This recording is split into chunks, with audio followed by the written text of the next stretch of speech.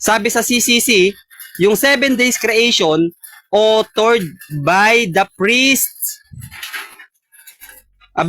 Author lang pala ito. Ang author pala nito, yung mga kaparian ninyo, Brother Noel. Kaya meron ngang kalituhan doon. Okay? Meron ngang kalituhan doon sa pagkakahuli kay Jesus. Na ano pa ba yung mga sinasabi ni Brother Noel?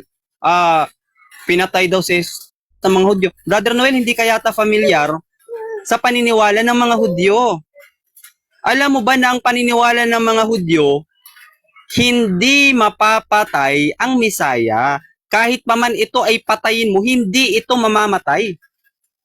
Yan ang paniniwala ng mga Hudyo, Brother Noel.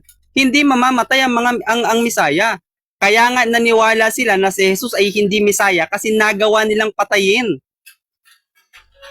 Nagawa nilang patayin at salungat ito sa paniniwala ng mga Hudyo na ang Misaya hindi mamamatay.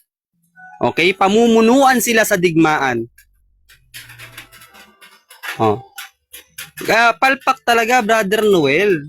Kaya nga kung ako sa'yo, Brother Noel, umalis ka na sa Katolisismo. Maghanap ka na lang ng ibang pananampalataya na hindi tumasamba sa ribulto. Kasi,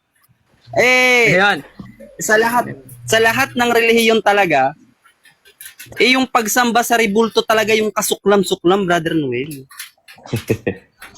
Imagine mo imagine mo, Brother Noel, meron kayong baby Jesus.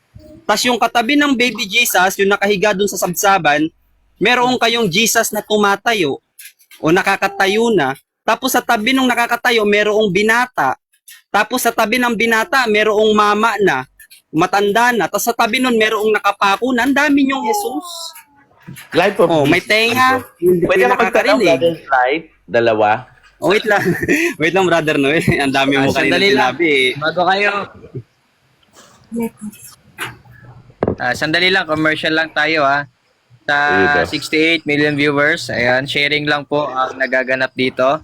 At iba't iba po ang religion na nandito po sa platform. May Catholic, may Muslim, may Baptist, at may panibago tayong bisita. Bagong-bago. Isang JW, si Ate Maricel Soriano. Ay! Iba pala to, Maricel JW. Ayan. Shoutout ay Ate Maricel.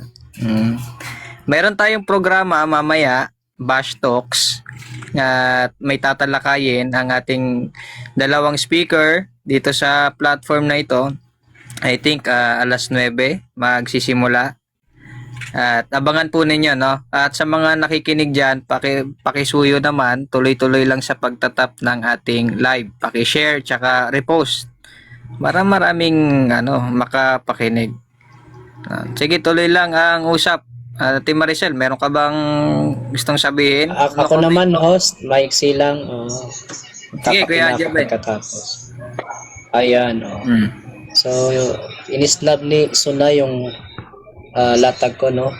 Pero yung sinasabi ko kanina na ginawang unggo, yung mga Israelita, at historically walang evidence na nangyari ito. Ito po ay matatagpuan natin sa Surah Al-Baqarah, verse 65, chapter 2, verse 65. Yung isa, chapter 7, verse 163 to 166. Yung pangatlo, chapter 5, verse 60. Ang matindi dito, yung chapter 7, kaya ayoko mag-Muslim, Rosunay. Bakit? Sa chapter 7, yung iba ginawang unggo, yung iba ginawang baboy! Bihira. Uy, nakikita ka na ano. Yan. Gagawin akong baboy! Ay, hindi pwede, Brad. Kaya palayo nyo sa baboy kasi baka, anyway, ito. Ayoko namang ng opinion. Basta yung nakasulat lang, no? Ano lang yun, emphasis lang yung boses. Kaibigan ko yan si Suna. Bait yan. Sa mga Muslim, marunong tayong gumalang sa mga dapat igalang. Pero honestly, bro, ayokong maging parang yung aral nyo, yung aral na yan, bro, parang may kahalintulad kay Charles Darwin. Baliktad lang kay Darwin, yung unggoy naging tao. So sa inyo, yung tao naging unggoy. Plus naging baboy dahil nagkasala, no? 'Di ba ang challenge ko sa iyo, bro? Patunayan mo sa akin na totoong nangyari 'yan. Show me any archaeological artifacts or historical evidence that yung narrative na yun ay totoong nangyari. Then other than that, ito yung hamon ko din sa inyo. Bigyan nyo kami ng talata sa Quran. Sinabi ni Allah, ang Biblia corrupt o makukurap. Kahit isa sa inyo walang makapagpakita ng ebidensya. Ang pinapakita nyo, yung ginawang pambabaluktot ng mga eskriba. Which is sa Bible, merong ganun talaga. Nangyari yun. Pero yung Biblia mismo corrupt, walang kahit isang ganung record, bro. Kaya nga challenge ko pag nakapagpakita kahit isang ayaw sura, magmumuslim ako. Tapos ito naman science, pitikin natin sila. Trinitarian din yung mga yan. Baluktot nga lang. Bakit? 3 tagapagligtas nila eh. Una, ang Panginoong Yesus.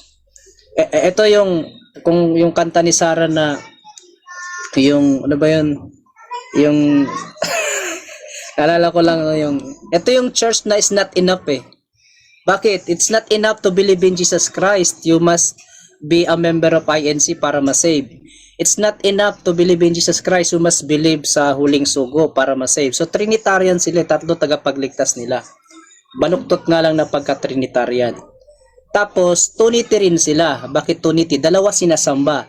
Isang Panginoong Diyos at isang Panginoong tao. O di ba? Nilagom nila lahat. Ayun, salamat Miss Margaret. Yung forever is not enough. Ito naman yung church is not enough or Jesus Christ is not enough. Ito.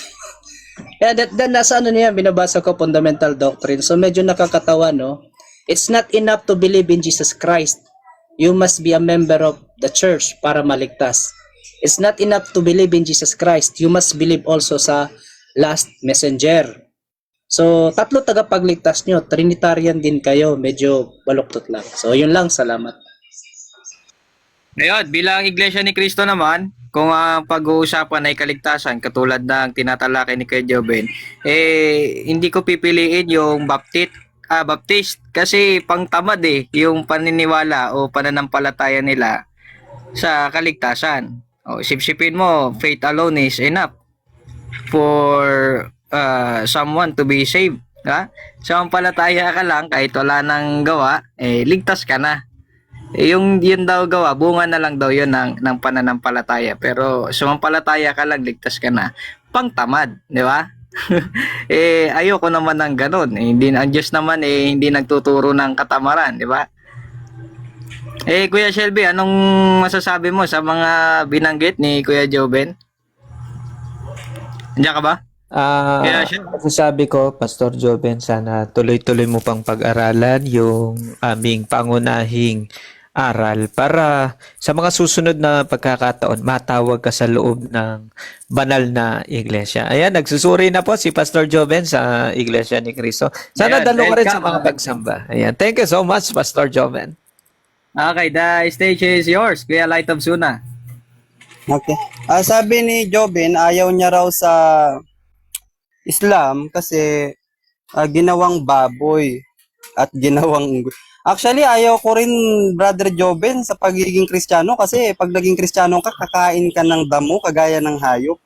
Mantakin mo sa Daniel chapter 4 verse 33. Yung Diyos mo may pinarusahang tao. At ano ang parusa niya? Kakain ka ng damo. Kagaya ng pagkain ng mga hayop. Nako, Pastor Joven. Hindi ko alam kung nabasa mo to ng maayos. Tapos, yung historical, naghahanap siya ng historical. Pag wala daw historical record, mali. Hindi nangyari. Kasinungalingan. Brother Joven, yung pag-uusap natin ngayon, ikaw ako, itong platform ng Shield, itong pag-uusap natin ngayon, Brother Joven, after 100 years, hindi ito maisusulat sa history. Walang mababasa sa history na may pagkakataon na si Joven, si Light of Sunna at ang Shield ay nag-usap-usap patungkol dito. So ngayon, dahil wala tayong yung 100 years, after 100 years, hahanap sila ng katibayan. Meron ka bang historical record na talagang nag-usap itong mga ito sa panahong yan? Walang nakasulat. So, hindi tayo totoo, Pastor Joven. Hindi tayo nag-e-exist. Hindi totoong nangyari yung pag-uusap natin ngayon dahil hindi na itala sa kasaysayan. So, palpak, Brother Jobin. Oh, palpak talaga yung ano mo, yung ganyang mga pangangatwiran. Kaya kung ako sa'yo, Brother Jobin, umalis ka na sa pananampalatayang si Jesus ay Diyos. Wala kang mapapala dyan, nagsasayang ka. Pastor Jobin, nagsasayang ka lang ng oras mo. Kaya kung ako sa'yo, Pastor Jobin, umalis ka na dyan sa pananampalatayang kinopya mo sa mga Katoliko, okay? Umalis ka na dyan sa pananampalatayang kinopya mo sa mga Katoliko at kung may gagayahin ka, Pastor Jobin, siguro di mo naman na yung gagayahin mo yung tama. Eh, gumaya ka na nga lang, yung mali pa.